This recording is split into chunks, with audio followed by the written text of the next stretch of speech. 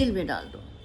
खैर उसको पकड़ के जेल में डाल दिया गया और कहा कि इसको फांसी दी जाएगी, 15 दिन के बाद इसको फांसी दे दी जाएगी। तो जेल में बंद था और वो बहुत घबराने लग गया। तो जब तेनालीराम को ये बात पता चली तो वो उसी के पास गए और पूछा कि भाई क्या हुआ था, कैसे हुआ था। तो उसने सारी बात बताई। तो कहते तुम घबराओ नहीं, तुम जब उसके कान में कोई बात बताई और कहा कि जब तुम फांसी होने लगे ना तो तुम यही बात कहना। तो ठीक है। फिर फांसी का दिन आया, पूरे नगर के लोग इकट्ठा हुए कि आज फांसी दी जाएगी कांच के फूलदान को तोड़ने वाले को। राजा खुद उससे उसकी फांसी को देखना चाहते थे क्योंकि उससे बहुत गुस्सा थे कि उसने कांच का उनकी मनपसंद फूलदान तोड़ दिया था। तो सब लोग इकट्ठा हुए। जब उसकी अंतिम इच्छा पूछी गई कि भाई तुम्हारी अंतिम इच्छा क्या है, तो उसने कहा कि मेरी अंतिम इच्छा ये है कि जो 3 फूलदान बचे हैं मैं उनको देखना चाहता हूँ, क्योंकि जिनकी वजह से मैं यहाँ पर फांसी पर लटका हूँ, मैं उनके दर्शन करना चाहता हूँ। तो राजा ने कहा, इशारा किया तो फूलदान आ गए वहाँ पर।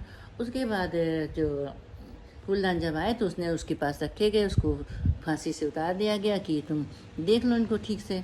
जब वो देखने लगा तो फिर उसने इस तीनों फूलदानों को बारी बारी उठा के ज़मीन पर पटक दिया, फट फट फट, सब टूट के सब चारों तरफ कांच फैल गया। राजा को और भी गुस्सा आया, ये तुमने क्या किया।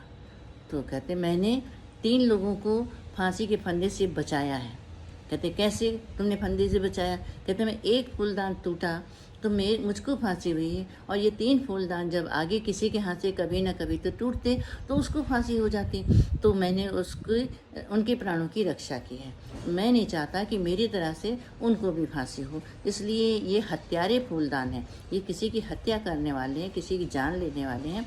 तो राजा ने जब ये बात सुनी तो उसको समझ में आया कि मैंने तो एक क्षण के गुस्से में इसको फांसी दे दी।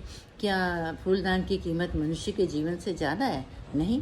तो अब राजा को समझ में आया, उन्होंने उसकी फांसी को रुकवा दिया और उसको बुलाया अपने पास और फिर से पूछा, भाई तुम ये बात बताओ कि तुम्हें बात बताई कैसे, ये सुझाया कैसे तुमको ये उपाय।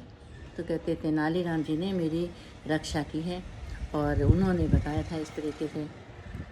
तो उन्होंने उसको तेनालीराम को बुलाया राजा ने और उसको बहुत शाबाशी दी और कहा कि आज तुमने फिर एक निर्दोष की जान की रक्षा की है, और 3 एक ही की नहीं 3 और निर्दोषों की रक्षा की जो आगे चल के मारे जाते, तुमने उनकी भी रक्षा की है।